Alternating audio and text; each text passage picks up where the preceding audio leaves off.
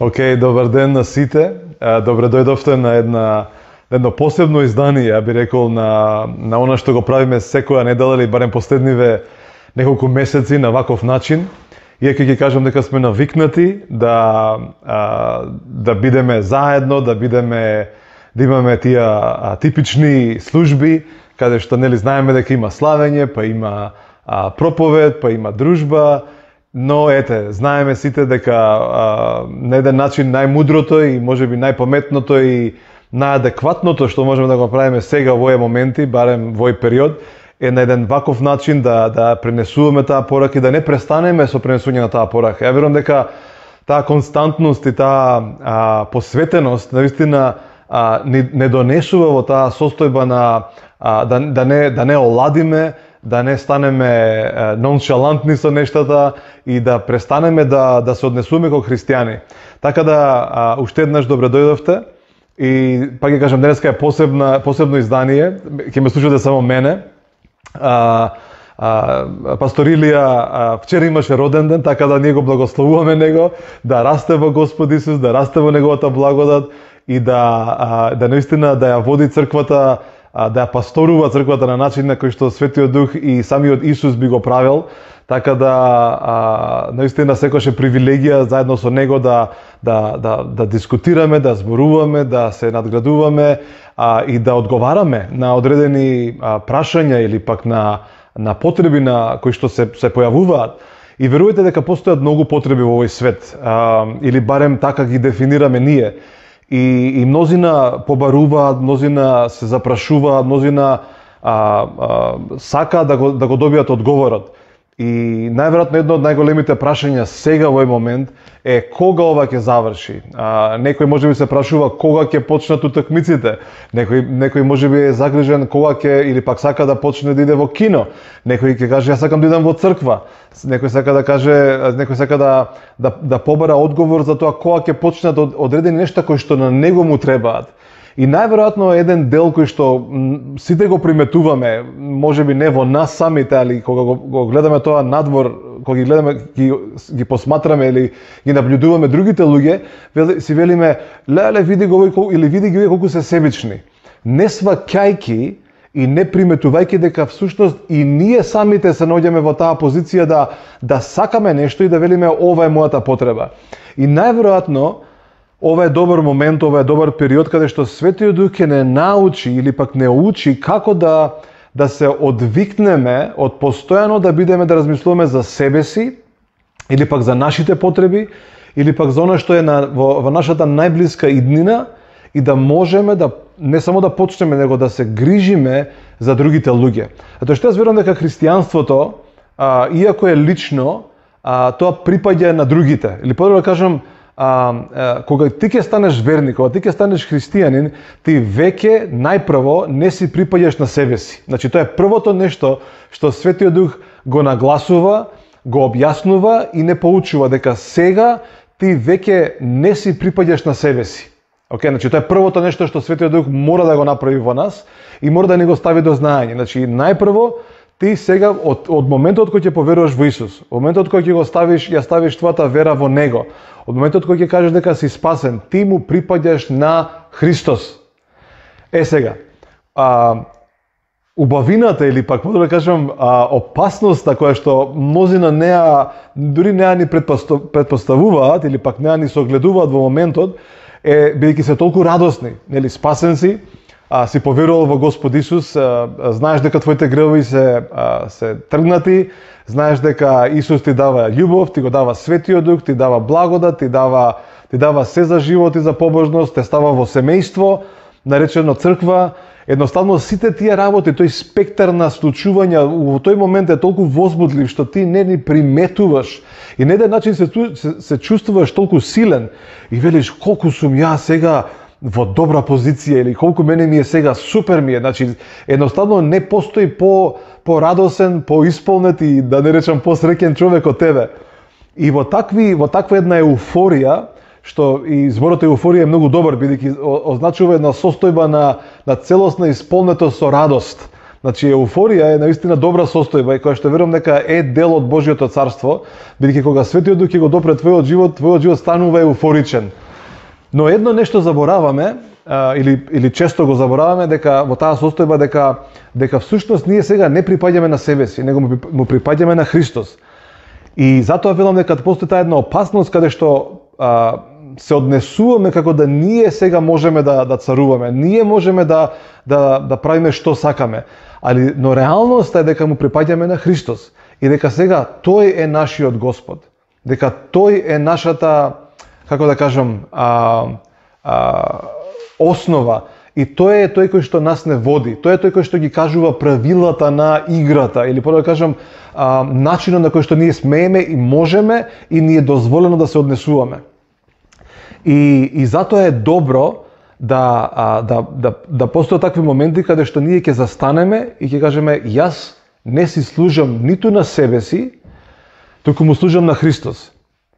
Реалноста на Христос е дека тој дојде не да му служат на нему, туку тој да служи на другите луѓе. Самиот Исус вели: јас не дојдов да ми служат на мене, туку јас да им служам на другите.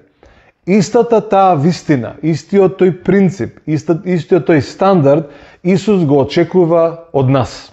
Или го очекува од нашите животи. Да ние не очекуваме да сите други нас ни служат, а ние само да, како да кажам, да уживаме и да ни биде се тоа некако, ајде да не речам лесно, туку реалноста на нашиот повик, на христијанскиот повик е да им служиме на другите луѓе. Зошто е ова потребно? Зашто е ова неопходно? Затоа што самиот стандард или самиот Исус го правеше тоа, го правеше тој начин на служење. И затоа сега ние разбираме, поготово вакви моменти, бидејќи видите, сме биле дел од црква, за тие што биле дел од црква 20 години, 30 години, 10 години, 5 години, сите сме имале можноста да доаѓаме, некој ги спремил инструментите, или да кажам, некој ја подготвил просторијата, некој ги наместил столчињата, некој стои на врата те поздравува, некој ти се смее, па некој те гушка, па некој се моли за тебе, па те прашуваат па како си. Едноставно доаѓаш во една атмосфера каде што толку се е спремно, толку е подготвено за тебе. А ти само си дошол, си влегол внатре. Некој се подготвил да спреми проповед, па тој проповеда, па другите пеат песни, па после на крај може да ти дадат и некој, како се вика тоа, десерт или некое благо, па некој ќе каже: еви некој трактат, некоја книга без пари. Едноставно целата таа атмосфера е толку пријатна, што ја знам луѓе кои што викаат: ја доаѓам овдека, мене ми е многу убаво, затоа што збориме за на служба, и велат толку се луѓето добри, едноставно она што луѓето го чувствуваат е дека некој тебе ти служи. Значи ти постојано си услужуван, постојано некој ти сервира нешто. И кога ќе дојдат вакви моменти каде што не го имаш тој дел, едноставно не го живееш тој дел, и одеднаш си викаш: леле, каде е Господ во сево ова? Зашто? Бидејќи не ја чувствуваш таа состојба на некој ти служи на тебе. Јас верувам дека во вакви состојби, во вакви ситуации, во вакви моменти, добро е да разбереме дека ние не сме повикани само да ни служат, туку всушност целта на нашиот повик, целта на нашите дарови е да им служиме на другите луѓе. И затоа јас едноставно во некој парадокс сме во оваа ситуација, каде што ја не ја сакам толку многу, значи не ја посакувам, сакам да заврши, ама истовремено наоѓам убавина во нејзе, наоѓам тајни кои што претходно не сум ги гледал, или претходно не сме ги гледале. Едноставно си велам, ако сега не се научиме да им служиме на другите луѓе, не знам кога ќе се научиме. Да, ако ова повторно стане истото, или повторно со истото темпо водиме, или пак управуваме, повторно пак има само можеби една ограничена група на луѓе, или еден ограничен број кои што ќе служат, и потоа ние пак ќе се навикнеме нас да ни служат. Но јас верувам дека Светиот Дух може, и јас му давам простор да смее. И се надевам дека ти му даваш простор да смее, да има таа можност во твојот живот да го поттикне тој дел на служење, за да служиш без очекување на награда, без очекување на аплауз, едноставно да служиш зошто? Бидејќи тој што живее во тебе, тој истиот Христос, вели, јас не дојдов да ми служат на мене, туку јас дојдов да им служам на сите други околу мене. Така да јас верувам дека на ова треба да се каже амин, на ова треба да се кливне со глава и дека треба да се прифати оваа вистина. И видите, вистината, како што сите луѓе велат, вистината боли. Сега, ја не знам дали вистината секогаш боли како субстанца, како реалност, бидејќи таа не донесува болка. Значи сепак таа изјава не е толку вистинита, но е вистинита од една страна затоа што на тие кои што не сака да се менуваат им донесува болка за промена. А тие што живеат во таа понизност, кои што го љубат Бог, едноставно вистината им, ја би рекол, им годи. Зошто? Бидејќи постојано се ослободуваат од бремето на себе си.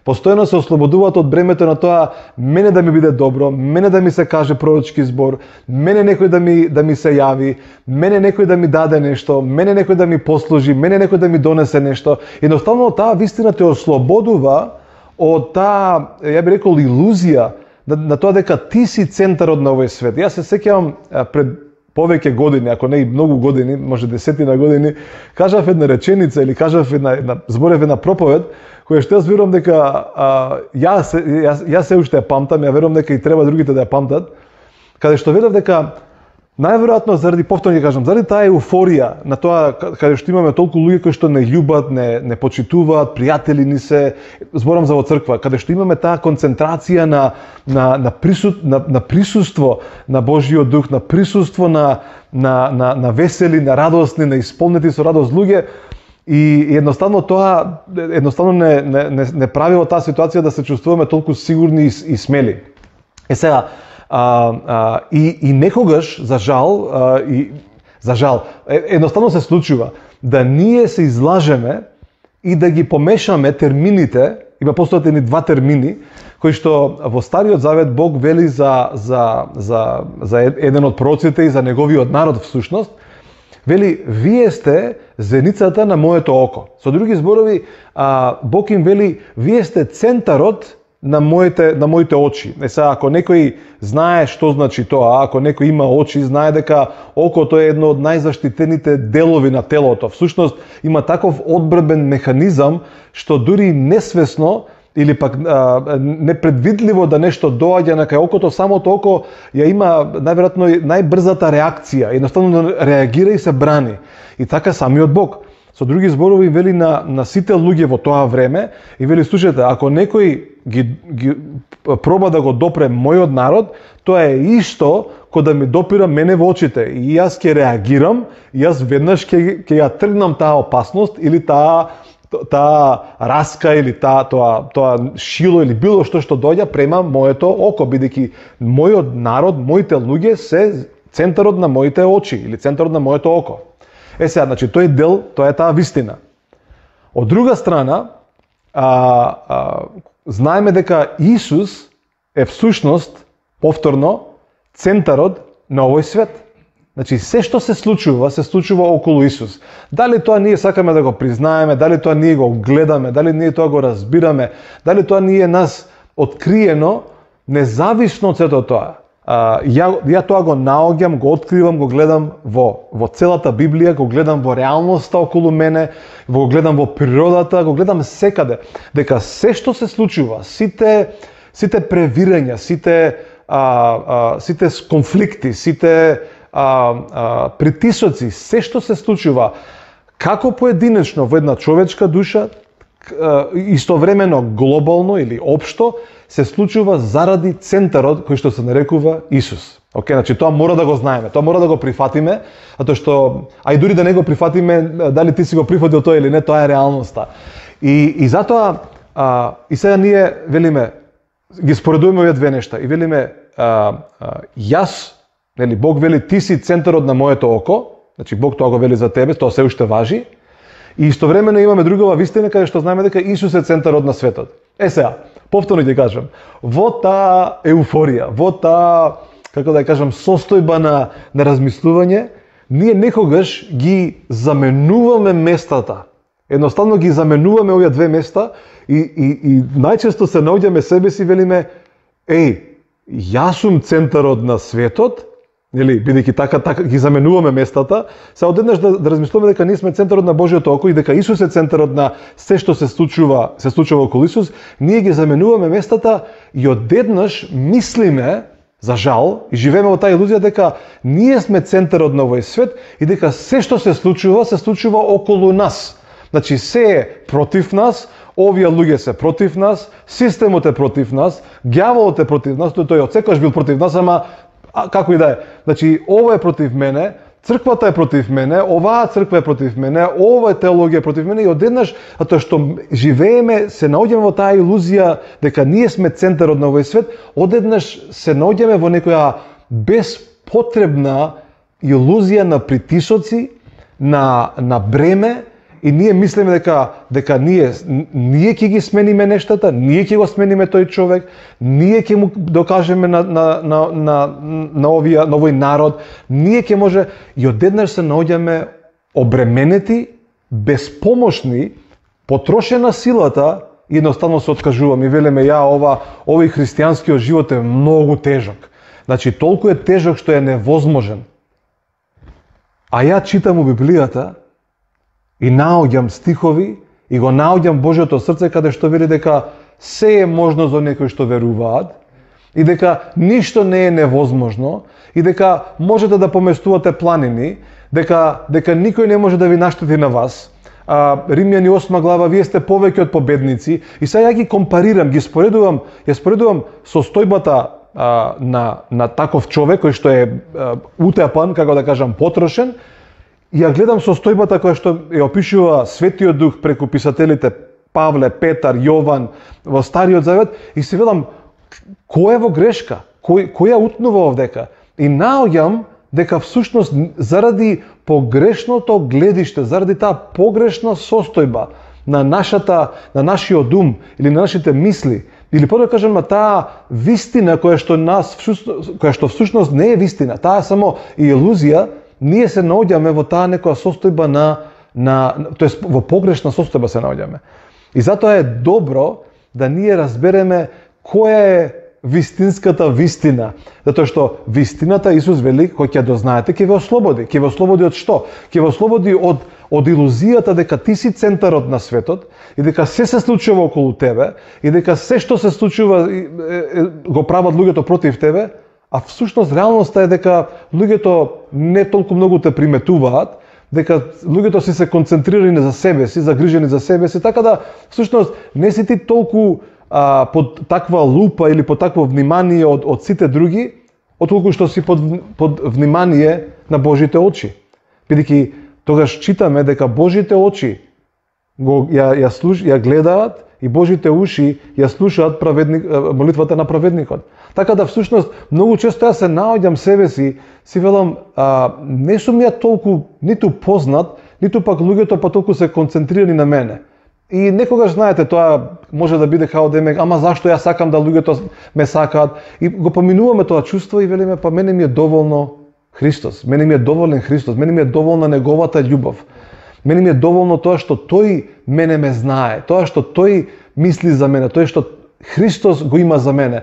Тоа што луѓето го има, тоа е минливо, тоа е менливо. Денеска имаме едни луѓе во нашите животи, тие заминуваат, други доаѓаат и тоа има убавина во тоа, тоа е прекрасно да бидеш дел од црква, тоа има огромно значење, но највисоката форма што на близко што ние треба да ја развиваме е со нашиот Господ Исус Христос. И затоа е добро да знаеме што е вистината, што е вистинито, а што е, ајде да не речам лажно или минливо и менливо. И ја денеска ја кажав оваа тема дека, која беше темата? Христос, нашата вистина, така и вистината за нашите животи. И причината зашто сакам тоа да го спомнам, можеби немаме доволно време тоа да го објасниме со саати, бидејќи верувате дека луѓе со илјадници години зборуваат за оваа вистина и се уште ја истражуваат оваа вистина и се уште им е, да не речам, не непозната, него не истражена, али верувате дека јас сакам да јас живеам во вистината. Јас сакам да сите луѓе живеат во таа вистина. Всушност, Причината за тоа што Исус дојде на земјата или она што го донесе со него или ја донесе реалноста го наоѓаме во Јован 1 глава 14 стих каде што вели дека еве го зборот, словото стана тело, се отелотвори. И вели и ние, Јован вели, ние ја видовме славата на Божиот син. И вели ова беше славата. Значи она што ни го гледа како слава врз Исус, Јован го опишува. И има две компоненти, два дела или две работи кои што Јован ги опишува што беше славата што он ја гледа врз Исус. И вели Исус дојде полн, во изобилие, исполнет, полн со благодат и со вистина. И затоа овие две компоненти, овие две работи се неминовен дел од еден христијански живот. Та секој што ја отфрла вистината за благодата и кој што не сака да ја прими вистината во благодат, е осуден на, да не речем пропаст, е осуден на погуба, е осуден на осуда, е осуден на едноставно неисполнет живот. Повторно ќе кажам, за оние кои што ја отфрлаат вистината за благодата и за оние кои што не можат да ја примат вистината во благодата, веќе прават чекор или веќе се во таа состојба на, иако се верници, иако веруваат, али нивниот живот ќе биде исполнет не со страдање кое што донесува слава на Бог, затоа што постои страдање кое што донесува слава на Бог. Тоа е кога не прогонуваат, бидејќи го проповедаме Словото, кога плюкаат врз нас, кога едноставно заради проповедањето на Евангелието донесуваш врз себе си прогонство. Но постои една друга врста на прогонство или една друга врста на страдање кое што не е заради проповедање на Евангелието, туку е заради живење во таа илузија или во таа невистина. И затоа е неопходно, неминовно и најважно нешто да живееме во таа вистина. Сега, на неколку минути, затоа што знам дека има мнозина луѓе кои што пишуваат, истражуваат што е вистина, како е вистина, па дали е тоа така, дали не е така. Ја ќе ви кажам лично за мене, што е вистината, или како изгледа вистината, или како зборува вистината, затоа што знаеме дека вистината е жива. Таа е, Исус вели за него во Јован, мислам дека беше 14 глава, каде што вели јас сум патот, вистината и животот. И верувајте дека, иако денеска ја цитираме оваа реченица толку, ајде да не речем ноншалантно или толку лесно ја кажуваме, во тој момент, кога Исус ја кажува оваа реченица, има луѓе кои што сакаат да го каменуваат, има луѓе кои што сакаат да го убијат, има луѓе кои што вријат од нервоза, или вријат да реагираат некако, затоа што Исус одеднаш им вели, вие сакате да ја дознаете вистината, нели вели на евреите во тоа време пред 2000 години, вие сакате да живеете во Божја волја и вели, па знаете што, јас сум патот во кој што треба да чекорите, јас сум вистината. Значи замислете, Исус им се појави, вели, ако сакате да ја видите вистината некогаш во животот, гледајте ме мене. Замислете која изјава на Исус е тоа. И вели, и ако живеете во таа вистина, тогаш ќе имате живот, бидејќи јас сум животот. 3 работи што Исус ги кажува, што ги пореметува сите стандарди во тоа време. И ја верувам дека истото се случува и денеска. Истата реакција имам и денеска, каде што на луѓе им велиш, слушај, сакаш да живееш, сакаш да бидеш исполнет, сакаш да, или подобро кажам, начинот на кој што ќе ја дознаеш смислата на твојот живот или смислата што, како и кога или на каков начин треба да го живееш овој живот, тогаш патот се нарекува Исус. Ама јас сакам да идам по овој пат. Види, ти можеш да идеш по тој пат, али вистинскиот пат, единствениот пат кој што води кон таткото, кој што води кон реалноста, се нарекува Исус. Ние може да крстиме автопати со некои разни имиња, нели, ајде да не спомнам се, да не звучи политички, или патетично, али имаме имиња на патишта. Имаме, значи секаде каде што самата улица на која што ти живееш има име. Самата куќа во која што можеби денеска не го практикуваме, ама на пример имало периоди каде што луѓето на имињата на куќите си ставеле имиња и луѓето знаеле мојата куќа се вика вака, мојата куќа се вика вака. Значи на небото на пример има куќи каде што има наслови на куќата во зависност кој живее таму.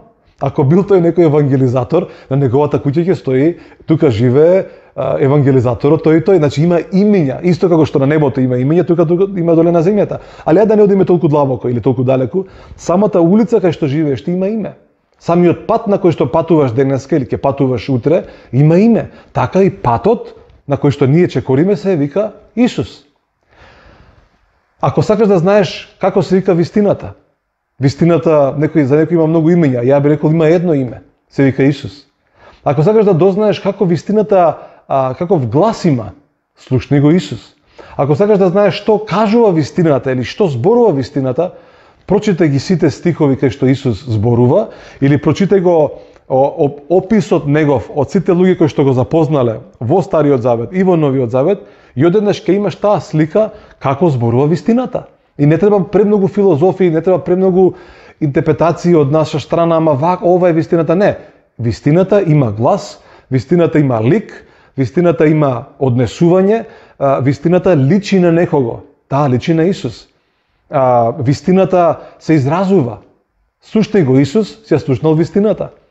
Така да не е многу далеку, не сме многу далеку од тоа како вистината изгледа.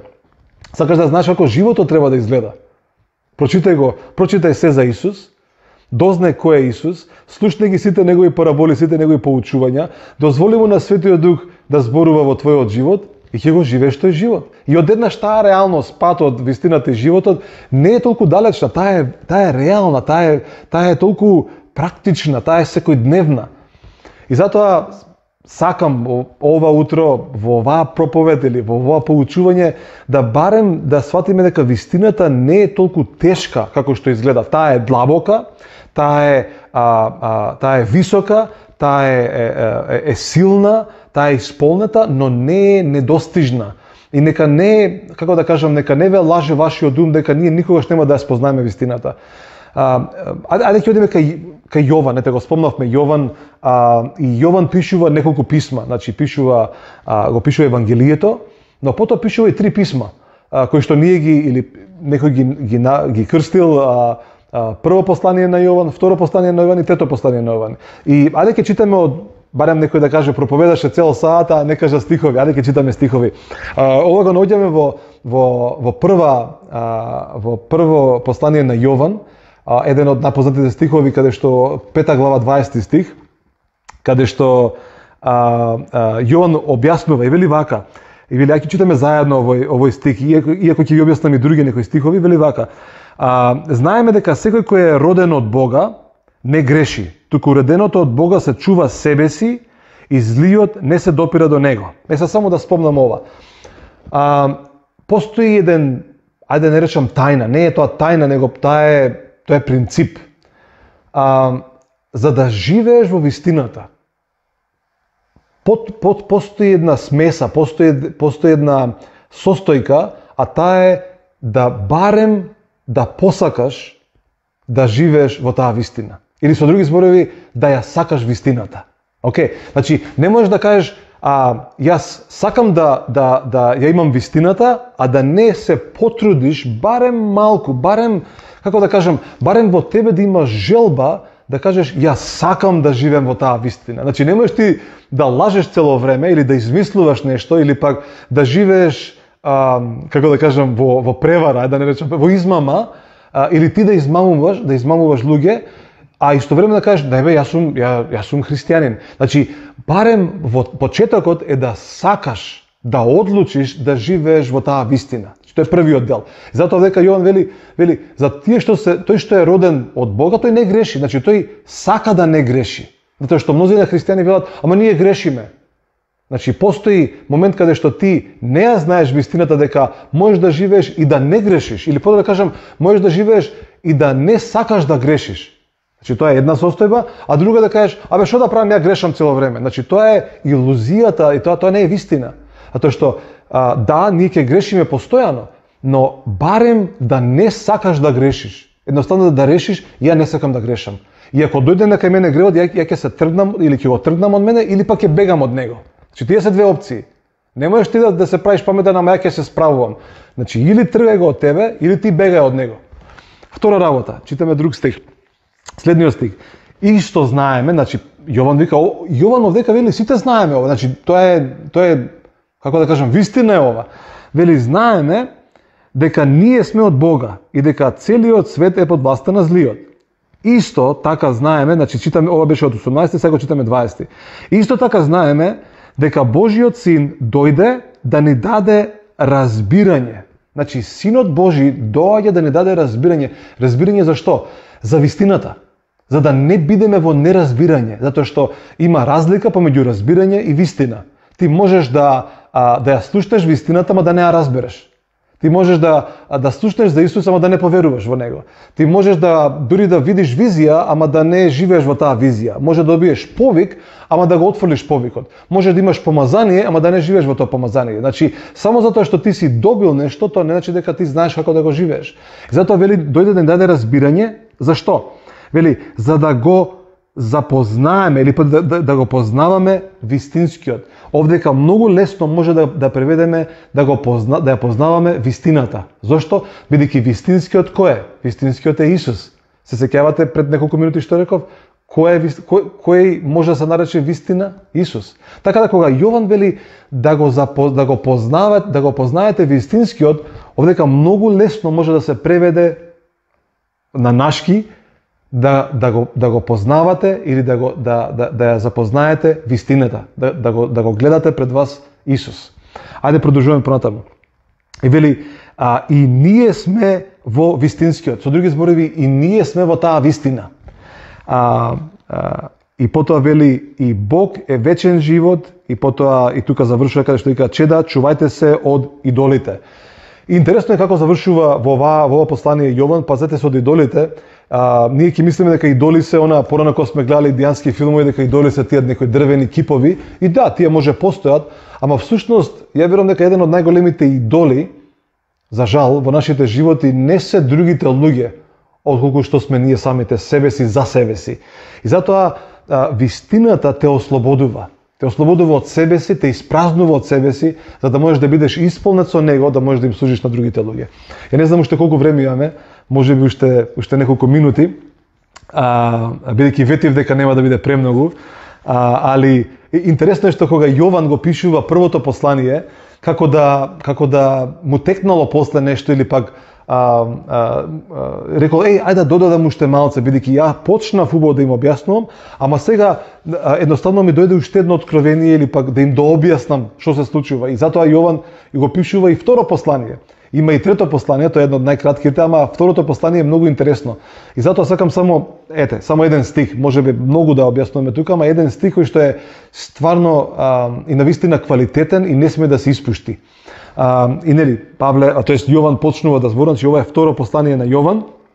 И ќе читаме од први стих, али за мене најважен ќе биде третиот, затоа што тоа е всушност суштината на она што го објаснував в последниве 40 минути. И вели, значи ова е послание, вели тоест од старешината, значи од него, до избраната Господја и незините чеда, тоест незините деца. И сега причината зашто он го пишува на ваков начин, тоа е символика каде што зборува на црквата и на незините, тоест на незините деца. И вели, кои ги љубам во вистината, и не само јас, туку и сите кои ја повикуваат вистината. Значи, ова повторно, вели, за да ја љубиш црквата, за да ги љубиш луѓето, за да ја љубиш Христос, мораш да живееш во вистината. Мора вистината ти биде дел од твојот живот. И вели, заради вистината што е во нас. Значи, вистината не е далеко. Таа е во нас. Само што треба да ја истражиме и треба да ја дозволиме да се изразува. Значи, пак ја кажам, вистината не е ниту во некоја друга земја, не е ниту во мојата проповед, не е ниту во некоја друга црква, не е ниту во некоја теологија, таа се наоѓа во Христос. Всушност, овдека вели дека таа се наоѓа во тебе. И потоа продолжува, вистината што е во нас, и што ќе биде со нас во вечни векови. Значи, вистината ти ослободува. Ти донесува до знање што ќе биде понатаму. Овој стих е најбитен за мене. И вели вака. Благодата, милоста и мирот на Бог Таткото и од Исус Христос, Синот на Таткото, нека бидат со вас во вистина и во љубов. Значи, пак ќе кажем уште еднаш. Значи, благодата, милоста, мирот да бидат во нас преку што?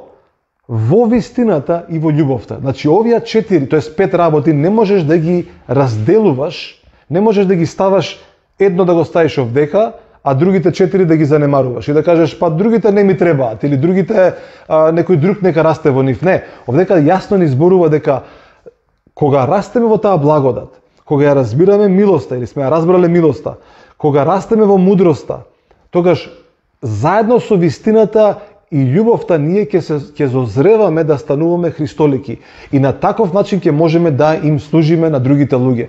Нели понатаму има и многу други стихови каде што повторно Јован зборува за вистината, значи на Јован всушност две главни пораки во сите негови посланија се две, се љубовта и вистината. Не дека он исклучува благодата, он ја нагласува благодата, ама не на таков начин како што Павле на пример ја објаснува, ја продлабочува, али за нас ни останува едно нешто. Или да кажам многу нешта ни остануваат, али едно нешто ни останува барем за почеток, е да сакаме да живееме во вистината, да дадеме можност на вистината да расте во нас, да сакаме да растеме во благодата, да секој ден, секој дневно да дозволуваме да оваа реалност расте во нас. Значи не е само доволно да прочиташ еден стих од Библијата, не е доволно да прочиташ само еднаш во животот, не е доволно да прочиташ само, како да кажам, да еднаш слушнеш проповед, него да сакаш, едноставно да тоа произлегува од тебе. И таа соработка со Светиот Дух, со вистината, со љубовта, со благодата, со милоста, со мудроста, права такво дело во нас, што ние веќе не наликуваме на себе си, туку наликуваме на Христос. Така да, нека биде ова една само едно мало охрабрување или потик да сите заедно растеме во таа вистина. Бидејќи знам дека, гледаме дека има толку многу невистини во овој свет кои што се промовираат и се кажува дека се вистини, али покрај сето тоа, покрај сите работи што ги слушаме, застани, земи воздух, диши, и прифати го фактот дека вистината има име. И тоа име е Исус Христос. Ја ве благословувам, ве оставам во мирот Божи, во неговата благодат, во неговото водство, да заедно сведочиме, да служиме во овој град, во оваа наша држава Македонија, на целиот Балкан, со тоа што Христос ни го дал. Се надевам дека ова беше охрабрување за вас. Ќе се видиме повторно, некако. Значи, остануваме во текст со сите овие работи и гледаме да кога е најмудро, кога е најпаметно, кога е највозможно да можеме да почнеме со службите, до тогаш ќе комуницираме и ќе се охрабруваме на ваков начин, така да Божи благослов врз сите вас.